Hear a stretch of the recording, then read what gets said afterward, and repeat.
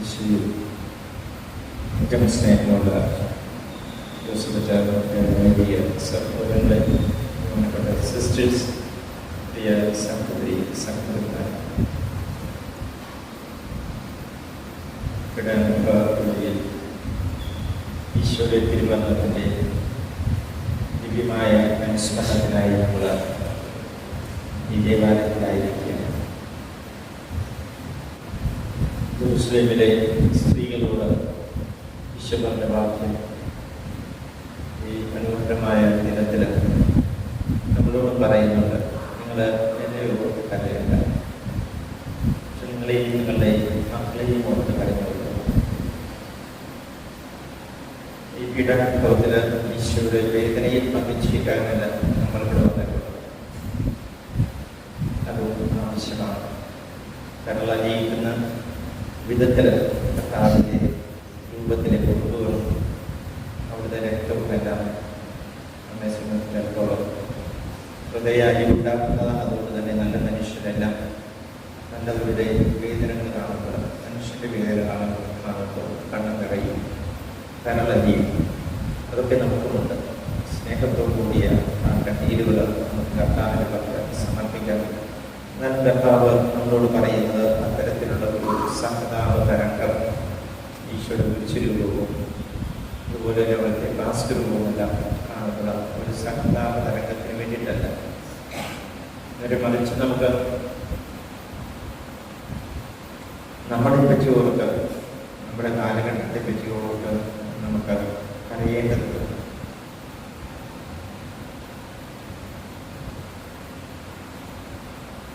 6 മണിക്കൂർ നീണ്ട പീഡാനുഭവമാണ് കുരിശുത്തരത്തിന് ലക്ഷം മുതൽ അവിടുത്തെ മരണം വരെയുള്ളതെന്ന് വിശുദ്ധ ഗ്രന്ഥത്തിൽ നാം മനസ്സിലാക്കും. കാലത്ത് 9 മണിയായിട്ടുള്ളത് ഈശോയെ കുരിശിൽ തറച്ചു. 12 മണി വരെയുള്ള ആദ്യത്തെ 3 മണിക്കൂറിൽ കുരിശിൽ നിറക്കാവ് 3 വാർത്തകൾ രൂപീകരണം ചെയ്തു. ഒന്ന്, നല്ല കള്ളങ്ങളോടുള്ളതാണ്, അല്ലെങ്കിൽ വലത്ത് വശത്ത് കുറ്റവാളികളുള്ള ചുമപ്പള്ളിയോടുള്ളതാണ്. ഇന്ന് നീ എന്നോടുകൂടി പ്രതീക്ഷനായി. മറ്റേത് മറിയത്തോടും യോഹന്നാനോടുള്ളതാണ്, നിന്റെ അമ്മ, നിന്റെ മകൻ. പിന്നീടുള്ള 3 മണിക്കൂറുകൾ ഉച്ചയ്ക്ക് 12 മണി മുതൽ ഈശോ മരിക്കുന്ന ഉച്ച കഴിഞ്ഞുള്ള 3 മണി വരെയുള്ള സമയം. ആ മണിക്കൂറിനുള്ളിൽ കർത്താവിൻ്റെതായ 4 വാക്കുകളുണ്ട്. 2 തൻ്റെ പിതാവിനോടുള്ളതാണ്, 2 ലോകത്തോടുള്ളതാണ്. എനിക്ക് ദാഹിക്കുന്നു, എല്ലാം പൂർത്തിയായിരിക്കുന്നു എന്ന് പറയുന്ന 3 വാക്യങ്ങൾ. എൻ്റെ പിതാവിനോട് വന്ന് കുരിശിൽ കിടന്ന് സംസാരിച്ച 2 വാക്യങ്ങൾ. എൻ്റെ ദൈവമേ, എൻ്റെ ദൈവമേ, എന്തുകൊണ്ട് നീ എന്നെ ഉപേക്ഷിച്ചു എന്ന്. പിതാവേ, എൻ്റെ കരങ്ങളിൽ എൻ്റെ പ്രാണനെ ഞാൻ സമർപ്പിക്കുന്നു എന്നുള്ള 2 വാക്യങ്ങൾ. 7 കുരിശിലെ 7 അവിടുത്തെ വാക്യങ്ങൾ അവിടെ നിന്ന് നമുക്ക് നൽകുന്ന, നമ്മളോട് സംസാരിച്ചതൊക്കെ അത് ഈ ദിവസം ഇവിടെ പ്രത്യേക ധ്യാന വിഷയമാകാം. ഞാൻ എല്ലാത്തിലേക്ക് പോകുന്നില്ല, പക്ഷേ അതിലെ 2 വാക്യങ്ങളാണ് കുരിശ് പിതാവിനോട് സംസാരിക്കുന്ന വാക്യങ്ങളാണ്. അതിലേക്ക് നമ്മുടെ ശ്രദ്ധയെ ക്ഷണിക്കാൻ ആഗ്രഹിക്കുകയാണ്. എൻ്റെ ദൈവമേ, എൻ്റെ ദൈവമേ, എന്തുകൊണ്ട് എന്നെ ഉപേക്ഷിച്ചു.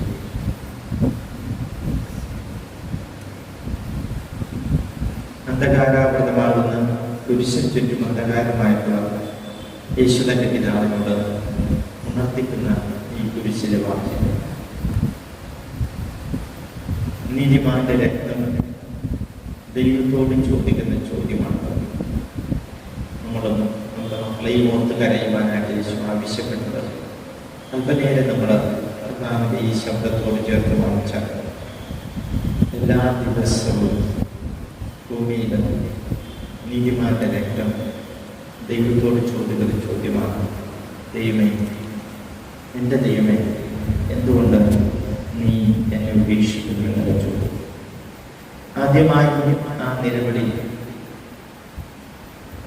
പർദീസയിൽ ആരംഭിച്ച സഹോദരനെ വധിച്ച ആബേലിന്റെ രക്തം ഭൂമിയിൽ കിടന്നു ഇങ്ങനെ ദൈവത്തോട് ചോദിച്ചു. വാക്യങ്ങളായി നമുക്ക് വിവരണമില്ല. പക്ഷേ ദൈവം എന്നോട് ചോദിച്ചു, നിന്റെ സഹോദരന്റെ രക്തം പ്രതികാരത്തിനായിട്ട് ഭൂമിയിൽ നിന്ന് നിലവിളിക്കും. അപ്പം ഞാൻ സഹോദരങ്ങളെ, പ്രിയപ്പെട്ടവരെ, ഈ ഭൂമിയിൽ ഓരോ ദിവസവും ഓരോ മണിക്കൂറും പ്രതികാരത്തിനായിട്ടുള്ള രക്തം, നിഷ്കളങ്കന്റെ നീതിമാന്റെ രക്തം സ്വർഗത്തിൽ നോക്കി ഈ നിരവധിയാണ്.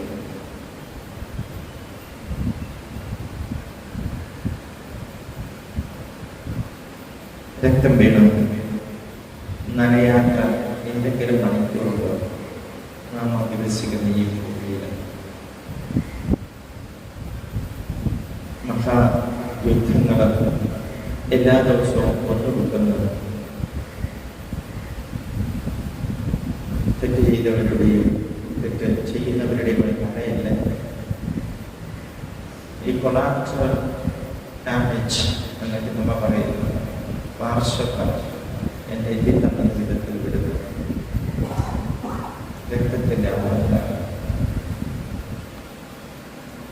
ഭൂമി എല്ലാ ദിവസവും നിഷ്കളങ്കന്റെ രക്തത്താൽ ഇത് നനഞ്ഞെടുക്കുകയാണ്. അത് യുദ്ധത്തിൽ മാത്രമല്ല, നമ്മുടെ തെരുവുകളിലുള്ള മുതൽ ഭവനങ്ങളുണ്ട്. എത്രയോ കുഞ്ഞുങ്ങളത് വധിക്കപ്പെട്ടു, ഗർഭപാത്രത്തിൽ മരിക്കപ്പെടുന്നത്, അവിടെ ചൊരിയപ്പെടുന്ന രക്തം മുതൽ ചൂഷണം, വേദന നൽകാതെ ചവിട്ടി അരക്കപ്പെടുന്നത്, മനുഷ്യന്റെ കൗടല്യവും ദുശാന്തര ബുദ്ധിയും ഉപയോഗിച്ച് സാധുക്കളെ വഞ്ചിക്കുന്നവരെ ചൂഷണം ചെയ്യുക. എന്നാണ് എപ്പോഴാണ് ഈ ഭൂമിയിൽ നിഷ്കളങ്കരക്ഷണ വീഴാൻ? അതെല്ലാം ദൈവത്തിന്റെ മുമ്പിൽ നീതിക്കായിട്ട് നിലവിളി ഉയർത്തുന്നുണ്ട്. ആ നിലവിളിയിൽ കുരിശ് പങ്കുചേരുന്നവരാണ്. എൻ്റെ ദൈവമേ, എൻ്റെ ദൈവമേ, എന്തുകൊണ്ട് നീ എന്നെ ഉപേക്ഷിച്ചു എന്നുള്ള കരച്ചിൽ ഈശോ ലോകത്തിലെ എല്ലാ നീതിമാന്മാരുടെയും രക്തവും തൻ്റെ രക്തത്തോട് കലർന്നു. നീതിക്ക് വേണ്ടിയിട്ടുള്ള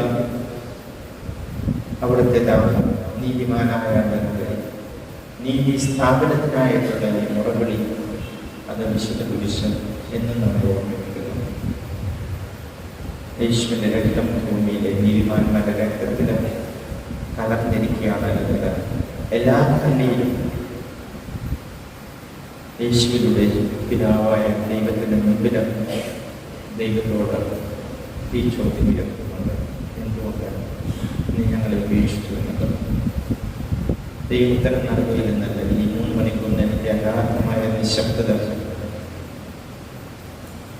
അന്ധകാരം കുരിശിനെ പുണർത്തുന്നതുമായിട്ടുള്ള സഭാപിതാക്കന്മാരുടെ വിശുദ്ധരാജ്യപ്പെടെ മുക്തികൾ ആ അന്ധകാരത്തെ കാണുന്നത് കുരിശിനെ പരിശുദ്ധാത്മാവ് ഉണർന്നതാണ്. ഇസ്രായേൽക്കാരെ അവരുടെ വാഗ്ദാന നാട്ടിലേക്കുള്ള യാത്രയിൽ ദൈവം അവർക്ക് വെളിച്ചമായും ഇരുളുമായും സന്നിഹിതരായിരുന്നു. 2 തൂണുകൾ, മേഘത്തൂണും ദീപത്തൂണും. രാത്രിയിൽ അത് പ്രകാശമാണല്ല, പകല് അത് ഇരുളിൻ്റെ ഒരു തൂണായി അവർക്കുണ്ടായിരുന്നു. സിനായ് മലയിൽ ദൈവസാന്നിധ്യം വിളിച്ചോടുമ്പോൾ മിന്നൽ പിണറുകളും ചുവന്നു വരുന്ന അഗ്നിയുമെല്ലാം അവിടെ ഉണ്ടായിരുന്നു. അതോടൊപ്പം തന്നെ കറുത്ത കാർമേഘവും ഉണ്ടായിരുന്നു. അങ്ങനെ കാർമേഘവും പ്രകാശവും ഒരുപോലെ ദൈവസാന്നിധ്യത്തിൻ്റെ അടയാളം. കുരിശിനെ 3 മണിക്കൂർ അന്ധകാരം ലോകമുഴുവനും അന്ധകാരത്തിലായപ്പോൾ ദൈവം പിന്മാറിയതല്ല, ദൈവം നിശബ്ദനായതല്ല. ദൈവം ഈശോയുടെ കരച്ചില്, ഈശോയുടെ ഈ നിലവിളിയെ ദൈവം തുടർന്നു നിന്നു. ദൈവം അത് മുഴുവനും പിതാവ് ആ സ്വരം മുഴുവനും തന്നിലേക്ക് സ്വീകരിച്ചു. അതാണ് കുരിശിന് ചുറ്റുമുള്ള കാര്യം. നമുക്ക് പിടികിട്ടാത്ത ചോദ്യവും നമുക്ക് ഉത്തരമില്ലാത്ത നിരവധി ചോദ്യങ്ങളും മധ്യേ നാം എല്ലാ ദിവസവും ജീവിക്കേണ്ടി വരും. എന്തായാലും കുരിശിലെ പിതാവിനോടുള്ള ഈ നിലവിളി, ലോകത്തിൻ്റെ ഒരു നിലവിളിയും ദരിദ്രൻ്റെ നിലവിളി സ്വന്തം തുളച്ച് ചെല്ലുന്നു എന്നുള്ള ആ പ്രവർത്തനം അക്ഷരാർത്ഥത്തെ പൂർത്തീകരിക്കും. ഈശോയുടെ എല്ലാ നിലവിളിയും ദൈവപിതാക്കളിലേക്ക് ഉയർത്തപ്പെടുന്നു. ലോകം ചിലപ്പോൾ ഈ നിലവിളിയെ ശ്രമിക്കുകയില്ല. ചില നല്ല മനുഷ്യരൊക്കെ ഇതിനായിട്ട് പരിശ്രമിക്കാൻ നല്ല കാര്യങ്ങൾക്ക് വേണ്ടി ഉയർത്തിക്കൊടുക്കുന്നതും അഭിമാനിക്കുന്നതും നമ്മൾ പല നേരിട്ടും ഇതൊക്കെ ചെയ്യാം. നാം ചെയ്യുന്നതിനൊക്കെ ഉപരിയായി യേശു തൻ്റെ പിതാവിനോട് ഈ നിലവിളി പറഞ്ഞപ്പോൾ ആ നിലവിളിയിൽ എല്ലാ നീതിമാന്മാരുടെയും നിഷ്കളങ്കരുടെയും രക്തത്തിൻ്റെ നിലവിളി ദൈവസന്നിധിയിൽ ഉയർന്നു. ഈശോ എല്ലാ നീതിമാന്മാരുടെയും രക്തം തൻ്റെ രക്തത്തോട് കലർത്തി പിതാവായ ദൈവത്തിന് അവിടുന്ന് സമർപ്പിക്കും. ഈശോയുടെ അവസാനത്തെ വാക്കിന് കുരിശിൻ്റെ മരിച്ചപ്പോൾ എല്ലാം പൂർത്തിയായിരിക്കുന്നു എന്ന് പറഞ്ഞ് ഈശോ മരിക്കുമ്പോൾ ഈശോ പറയുന്ന വാക്യം, പിതാവേ അങ്ങയുടെ കരങ്ങളിൽ എൻ്റെ ആത്മാവിനെ ഞാൻ സമർപ്പിക്കുന്നു. അവിടെയാണ് ഈ രക്തത്തിൻ്റെ രണ്ടാമത്തെ പുണ്യം നമ്മൾ അറിയുന്നത്. ആബേലിൻ്റെ രക്തത്തെക്കാൾ ദൈവസന്നിധിയിൽ മാധ്യസ്ഥം വഹിക്കുന്ന നിഷ്കളങ്കമായ രക്തമാണ് ക്രിസ്തുവിൻ്റെതെന്ന് പ്രാർത്ഥനയുടെ ലേഖനത്തിലൂടെ പഠിപ്പിക്കുമ്പോൾ നമ്മൾ ആ സത്യമാണ് തിരിച്ചറിയുന്നത്.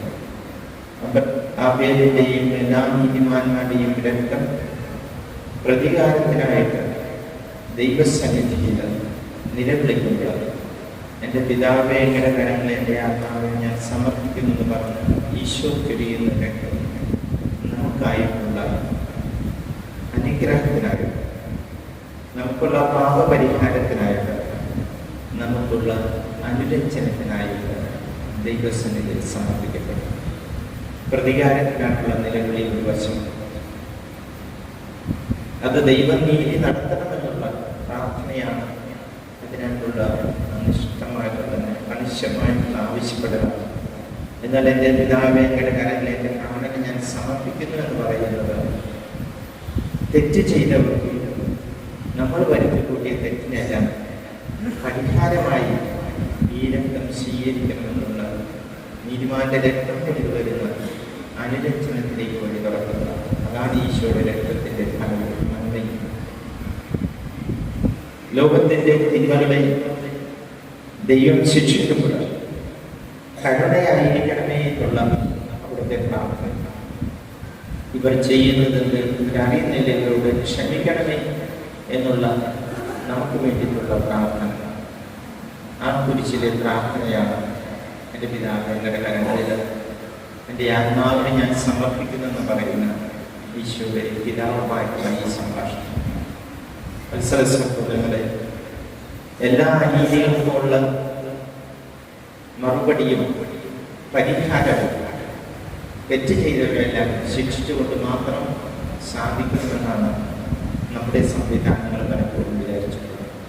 ഒരാൾ കൊലയാളിയാണെങ്കിൽ അയാളെ പിടിച്ചു കൊല്ലും, അതോടുകൂടി നീതി നടപ്പാക്കും. പല വിധികളും വരുമ്പോൾ നീതിക്ക് അനീതിക്ക് ഇരയായിട്ട് എന്നവരും പറയാറുണ്ട്, ഞങ്ങൾക്ക് പ്രതീക്ഷിച്ച നീതി കിട്ടിയില്ല, എത്രയോ തവണയാണ് നമ്മളൊക്കെ കേൾക്കുന്നത്.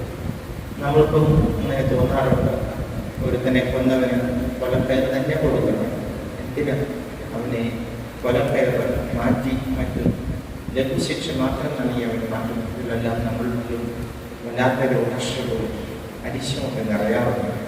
നീതി അത് ടിറ്റ് ഫോർ ടാറ്റ്. എന്ത് ചെയ്തു ആ തിന്മയ്ക്ക് യോജ്യമായി കണ്ണിന് പകരം കണ്ണ്, പല്ലിന് പകരം പല്ല്, അത് നിർവഹിച്ചാൽ മാത്രമേ നീതി നടപ്പാവൂ എന്നുള്ള മനുഷ്യമായ നമ്മുടെ ശാഖ്യം. പക്ഷെ കുരിശിനൊക്കെ പഠിപ്പിക്കുന്നത് അതല്ല ക്രിസ്തുവിൻ്റെ നീതി, അതല്ല ദൈവത്തിൻ്റെ നീതി. ഇന്ന് നമ്മൾ വായിച്ചു കേട്ടതുപോലെ റോമാക്കാരുടെ ലേഖനം വായിച്ചു, എവിടെ പാപം വർദ്ധിച്ചു പോകും അവിടെ കൃപ അതിന്മേൽ മേൽക്കുമേൽ വർദ്ധിച്ചിരിക്കും. തിന്മ വർദ്ധിച്ചിട്ടുണ്ട്, നന്മ മേൽക്കുമേൽ വർദ്ധിപ്പിച്ചുകൊണ്ടാണ് ദൈവം തിന്മയുടെ തെറ്റുതിരിക്കുക. പെസഹ കുഞ്ഞാട് അതിനെ തിരഞ്ഞെടുക്കുന്ന നിർദ്ദേശങ്ങൾ പുറപ്പാട് പുസ്തകത്തിൽ നമ്മൾ വായിച്ചത് നമ്മൾ ശ്രദ്ധിച്ചിട്ടുണ്ടാവും. നിങ്ങൾ ന്യൂനപറ്റ ഒരു കുഞ്ഞാടിനെ വേണം തിരഞ്ഞെടുക്കുക. ആ മൃഗത്തിന് ന്യൂനത പറയും. 1 വയസ്സ് താഴെ പ്രായമുള്ള ഇളം കുഞ്ഞാടായിരിക്കണം. അത് മുട്ടാടായിരിക്കണം. അതിൽ കളങ്കമോ ഉള്ളിയൊക്കെ ഒന്നും പാടില്ല. അതിൻ്റെ അസ്ഥികളിൽ എവിടെയെങ്കിലും ഒടിഞ്ഞതോ അങ്ങനെ ന്യൂനപറ്റ കുഞ്ഞാടിന് വേണം ബലിയർപ്പിക്കാൻ. അത് വിശുദ്ധ ഗ്രന്ഥത്തിലെ ബലികളുടെ പ്രധാനപ്പെട്ട ഒരു ആവശ്യമാണ്. കളങ്കമുള്ളതൊന്നും ദൈവത്തിന് സമർപ്പിക്കണം. നിഷ്കളങ്കമായത് വേണം സമർപ്പിക്കുവാൻ. വരാനിരിക്കുന്ന ഈ പുതിയ പെസഹായുടെ മുൻരൂപമായി നൽകപ്പെട്ട കുഞ്ഞാടിന് ന്യൂനത പാടില്ലെന്നാണെങ്കിൽ അത് ദൈവത്തിൻ്റെ നിശ്ചയമാണ്. നീതിമാന്റെ രക്തം നീതിരഹിതന്റെ പാപങ്ങൾക്ക് പരിഹാരമായി മാറുന്നു.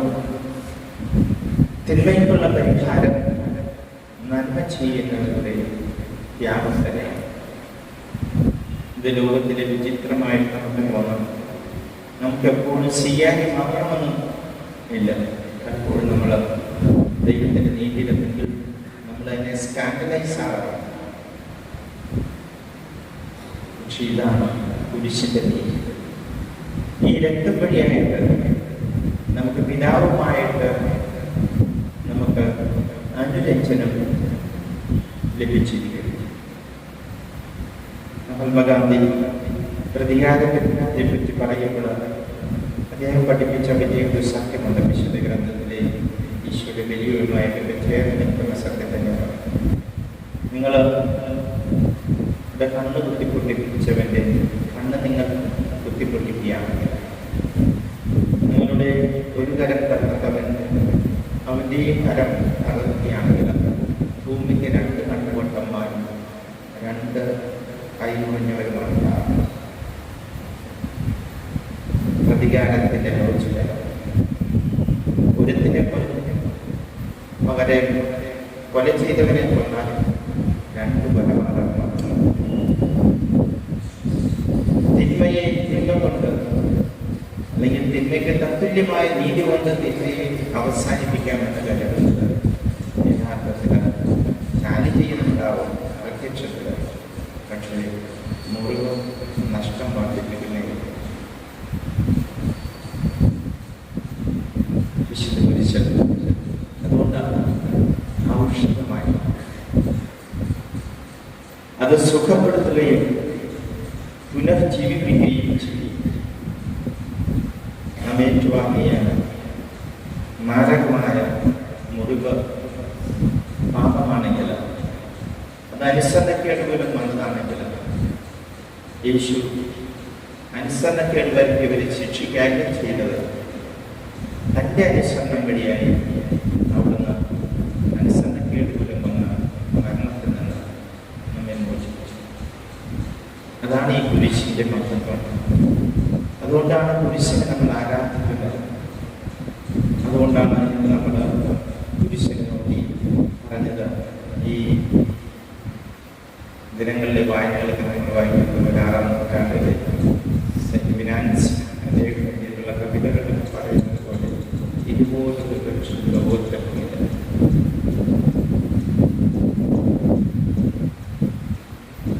ചെറുത് ആരാധനയിൽ മുസ്ലിം സഭയിൽ ഒരുപാട് കുരിശ് മനോജ്ഞ വൃക്ഷമേ സുമങ്ങൾ തരമോ.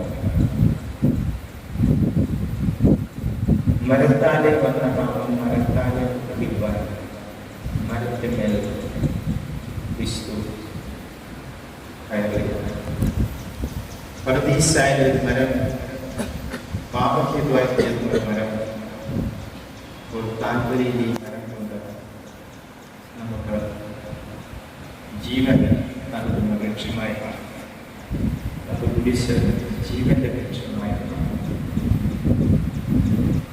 സഹോദരങ്ങൾ, ഈശോയുടെ മരണത്തിലും അവിടുത്തെ ജീവനിലും പങ്കുചേരുന്നവരാണ് ജ്ഞാനസ്നാനമേ നമ്മൾ വിളിക്കുന്നത്. നമുക്ക് ലഭിച്ചിട്ടുള്ള ഈ ആത്മീയ ജീവന്റെ ഓഹരി വിശുദ്ധ കുരിശിന്റെ പൗലോസ്ലിയ ഉദ്ദേശിക്കുന്നുണ്ട്. റോമാക്കാരുടെ ലേഖനത്തിൽ 6-ാം അധ്യായം പറയുന്നത്, ക്രിസ്തുവിനോടൊപ്പം നമ്മൾ ലോകത്തിൽ ക്രൂശിക്കപ്പെട്ടിരിക്കുകയാണ്. അത് നമ്മുടെ അവയവങ്ങളെ, നമ്മുടെ ശരീരത്തെ തിന്മയ്ക്കുള്ള ഉപകരണമാക്കാതെ നന്മയ്ക്കായിട്ട് അതിനെ സമർപ്പിക്കണം. അതുവഴിയായി ക്രിസ്തുവിന്റെ മരണം നാം സംവഹിക്കുക. നമ്മിൽ മരണം സംഭവിക്കുക. ക്രിസ്തുവിന്റെ മരണം പേറുന്നവരാണ്. അത് തിന്മയ്ക്കായിട്ട് ശരീരത്തിലെ അവയവങ്ങൾ വിട്ടുകൊടുക്കാതെ നന്മയുടെ ആയുധങ്ങളായി ശരീരത്തിൽ സമർപ്പിക്കുന്നത് നാം ക്രിസ്തുവിന്റെ മരണത്തിൽ പങ്കുചേരും. ഈ മരണത്തിൽ പങ്കുചേരുന്നതുകൊണ്ട് തന്നെ നമ്മളവിടുത്തെ നിത്യ ജീവനിലും പരിശുദ്ധാത്മാവിന്റെ പ്രസാദകരമായ ജീവിതത്തിൽ ജീവിക്കുവാനായിട്ട് നമ്മൾ സാധിക്കും. ഇതൊരു അനുഗ്രഹത്തിലേക്കാണ് നാം ക്ഷണിക്കപ്പെട്ടിരിക്കുന്നത്. പ്രതികാരത്തിന്റെ ഒരു വിധി, അതിന് പകരം ക്ഷമയുടെ സൗഭാഗ്യം അവരുടെ കുരിശിൽ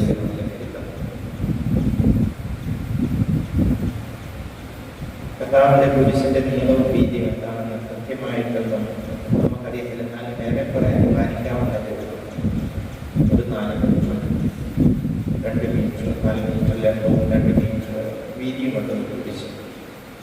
റോമാക്കാരുടെയും പേർഷ്യക്കാരാണെങ്കിൽ ഇങ്ങനെ കുരിശുന്ന ഒരു കുറ്റവാളികളെ കൊണ്ടുള്ള ഒരു ശിക്ഷാരീതിയായിട്ട് കണ്ടെത്തുകയും ക്രൂരത ഏറ്റവും കൂടുതൽ വേദന നിറഞ്ഞ വികാസമുള്ള പരസ്യമായി അപമാനിക്കത്തക്ക വിധത്തിലുള്ള ഈ ഒരു മരണശിക്ഷ നടപ്പാക്കുകയും ചെയ്ത് പിന്നീട് റോമയിൽ തുടർന്നു.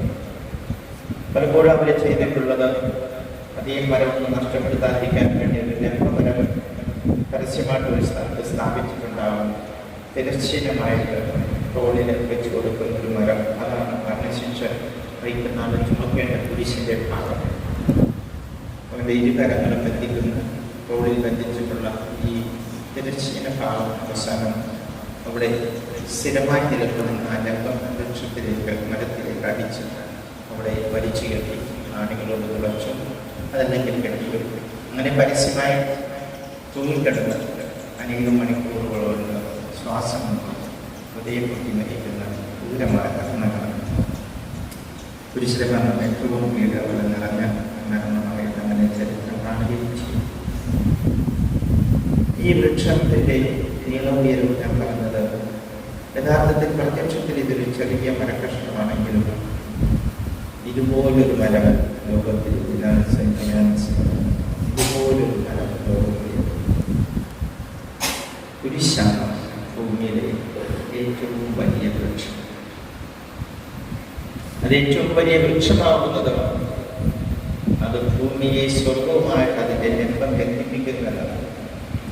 ആ വൃക്ഷം ഭൂമിയിൽ സ്വർഗം വരെ പൂത്തുലഞ്ഞിരിക്കുന്ന വൃക്ഷം. അതാണ് അതിൻ്റെ ഏത് പാതാളവും ദൈവസന്നിധിയിൽ പ്രവേശിക്കുന്ന യാക്കോബ് സ്വപ്നം കണ്ട ഏരിയാണ് കർത്താവിന്റെ കുരിശ്. സ്വർഗവും ഭൂമിയും ഒരുമിരിക്കുന്ന, മുട്ടിയൊരുങ്ങുന്ന അത്രയും നീളമാണ് കുരിശ്. അതിന്റെ വീതി ഈശോയുടെ 2 കരങ്ങളുടെ വീതി.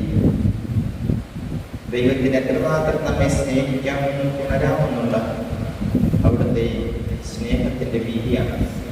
അതുകൊണ്ട് തന്നെ അതിൻ്റെ വീതി പ്രപഞ്ചം മുഴുവനും നീണ്ടു നിൽക്കുന്ന വീതിയാണ്.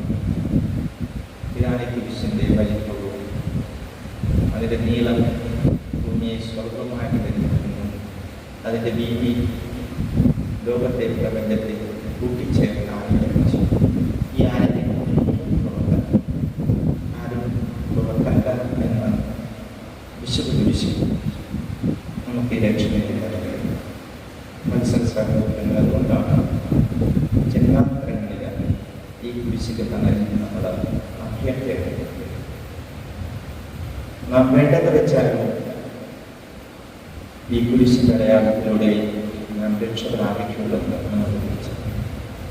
അതുകൊണ്ട് പീഡാനുഭവത്തിൻ്റെ ഈ വെള്ളി ഏറ്റവും നല്ലൊരു എന്നുള്ള അർത്ഥത്തിൽ നമ്മൾ ആരംഭിച്ചിരുന്നു. കാരണം ദൈവമായിട്ട് നാം അനുരഞ്ജനം നേടുന്ന വെള്ളിയാണ്. ഏതൊരു മരണത്തെ പെയ്തിറക്കിയോ ആ സ്ഥാനത്ത് നീതിമാന്റെ രക്തം ദൈവമുമ്പാകെ പരിഹാരമായി മുറിവുണക്കുന്ന ഔഷധമായി ലോകത്തെ ദൈവമായിട്ട് പിതാവുമായിട്ട് ദൈവത്തെ പിതാവിനെ ലഭിക്കുന്ന ഭാഗ്യത്തിലേക്ക് നമ്മെ ചേർക്കുന്ന ഈ ഏണിപ്പടി അതിലാണ് ആയിരിക്കുന്നത്. അതുകൊണ്ട് നമുക്ക് നമ്മുടെ പാപങ്ങളെ ഓർക്കും, നമ്മുടെ തലമുറയെ ഓർക്കും, നമ്മുടെ ചരിത്രത്തെ ഓർക്കും നമുക്ക് അനുഭവിക്കും. കാരണം ഈ കഥയറിയാതെ എന്നും എപ്പോഴും എന്തായിരിക്കും നിഷ്കളങ്ക രക്തങ്ങളെ ഇനിയും ചൊല്ലിക്കൊണ്ടിരിക്കുക. തിന്മകളത് നമ്മളിലൂടെ ഇന്നും പെരുകുന്നു. അവയൊക്കെ നമ്മൾ അങ്ങനെ ആരംഭിക്കണം, തെച്ചിരിക്കണം. തിന്മ നമുക്ക് അതിൻ്റെ ലക്ഷ്യം നമുക്കുണ്ടാകും. നന്മ ചെയ്യുന്നതിലുള്ള കൃപ നമുക്ക് ആവശ്യമാണ്. അത് പതിപൂർവ്വം നൽകുന്നതാണ് കർത്താവിൻ്റെ കുരിശ്. നമുക്ക് ഈ കുരിശിനെ ആലിംഗനം ചെയ്യും. ഭക്തിപൂർവ്വം നമ്മെയും നമ്മുടെ മക്കളെയും കഴിയും. അതൊരു പ്രാർത്ഥനയായിട്ട് മാറ്റി കർത്താവിൽ അവിടുത്തെ പക്കൽ നമ്മൾ സമർപ്പിക്കുന്ന നമ്മളെ തന്നെ സമർപ്പിച്ചുകൊണ്ട് നമ്മുടെ നീതിയുടെയും പ്രകാശത്തിൻ്റെയും ഉപകരണങ്ങളാക്കി മാറ്റണമെന്ന് നമുക്ക് പ്രാർത്ഥിക്കാം. ഈശോ തെറ്റ് ചെയ്യുന്നവരോട് പറയുന്ന സമാശ്വാസമാക്കുന്ന നമ്മൾ കേൾക്കുകയും വേണം. നമുക്ക് ലജ്ജയുണ്ടാകുമ്പോഴും നമ്മുടെ ആശ്വാസം നമുക്ക് നഷ്ടപ്പെടരുത്. ലജ്ജ നല്ലതാണ്. ഈ ആശ്വാസം പത്രോസിനോട് പറഞ്ഞതുപോലെ ദൈവം എല്ലാവരുടെയും പാപങ്ങൾ കഴുകുന്നുണ്ട്. ഈശോയുടെ കുരിശ് നമ്മുടെ മേലൊഴുകുന്ന പാദക്ഷാള നിൽക്കുന്നുണ്ട്. അവിടുത്തെ ജലവും കൂടിയാണ് ഈ കുരിശ് നമ്മെ കഴുകി വിശുദ്ധീകരിക്കുന്നുണ്ട്. നിനക്ക് ഈ ക്ഷാലം ആവശ്യമില്ലെങ്കിൽ നിനക്ക് എന്നിൽ പങ്കില്ല എന്നാണ് കർത്താവ് പഠിപ്പിക്കുന്നത്. നാം തെറ്റ് ചെയ്യാത്തതിൽ ദൈവത്തിന് നമുക്ക് നന്ദി പറയാം. അങ്ങനെ ആയിരിക്കാൻ വരെ പരിശ്രമിക്കാം. പക്ഷേ ദൈവത്തെ ആശ്രയിക്കാതെ പോകരുത്. ഈശോയുടെ പങ്ക് നമുക്ക് ആവശ്യമുണ്ട്. അവരുടെ രക്തം ഞങ്ങളുടെ മേലും ഞങ്ങളുടെ തലമുറകളിലും വീഴട്ടെ എന്ന് ഈശോയുടെ ഘാതകരം പറഞ്ഞതെങ്കിലും നമ്മളും പ്രാർത്ഥിക്കേണ്ട പ്രാർത്ഥന കർത്താവ് എൻ്റെ രക്തം എൻ്റെ മേലും എൻ്റെ തലമുറയുടെ മേലും ഉണ്ടാകാം. കാരണം ഈ രക്തമാണ് ഔഷധം. ഇതാണ് കൃപ. അവൻ്റെ രക്തത്തിലൂടെയാണ് നമുക്ക് ദൈവമായി സഹോദരങ്ങളുടെ അനുരഞ്ജനം ലഭിക്കുന്നത്. ഈ രക്തത്തിലൂടെയാണ് പുറത്തുവാനായിട്ടുള്ള ശക്തി നമുക്ക് ലഭിക്കുന്നത്. ക്ഷമ എന്നുള്ള പുണ്യം ശ്രേഷ്ഠമാണ് നമ്മൾ തിരിച്ചറിയുന്നത് യേശുവിന്റെ രക്തത്തിലൂടെ. ഈ രക്തത്തിൽ നമുക്കുള്ള പങ്ക് അത് നമ്മൾ അഭിമാനിക്കുകയും ആ പങ്ക് നേടിയെടുക്കുകയും ചെയ്യണം. കൂടുതൽ പാപം ചെയ്തുകൊണ്ടല്ല, നമ്മളെ തന്നെ ഈ വിശുദ്ധ രഹസ്യത്തിന് നന്ദിപൂർവ്വം സമർപ്പിച്ചുകൊണ്ട് ഞാൻ ഇദ്ദേഹം പ്രാർത്ഥിക്കണം.